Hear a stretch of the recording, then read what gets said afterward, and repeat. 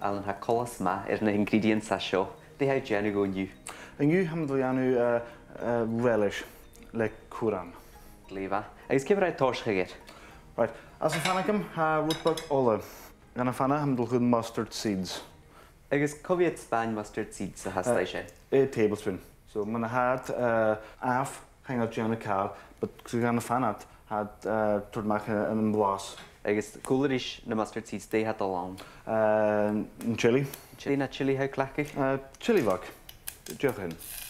And ginger. Sit down. Oh, ginger. Da inch. It's in garlic. Da clove vok. Agus they na species can how clacky? Ha ginger like a marish. Cumin, coriander. Agus bug selling. Big selling. Agus they ha yes Spain. Yes, bang. Aye. So set in shit down. Nisha and Ningan. 300 grams. So 600 grams curran. Nish in Yukon. 300 grams.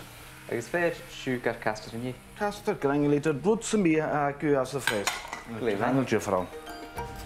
So nish cider vinegar. 250 milliliters cider vinegar. Agus they go fat service shopry. Cause me in current book. So cause me count in the rest Faic yeah.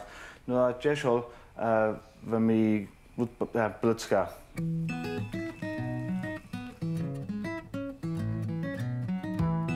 Nar a ha mescaigh mín ha Allan a cur 200 grama curran ar an blé, 65 grama sultanas agus sú ina líimine na cheann.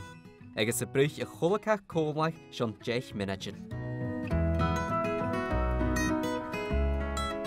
Ha Allan a tor seachad de ficil seo le aran íasal corca, agus cáis a bug, agus rang a héin a chola gréim.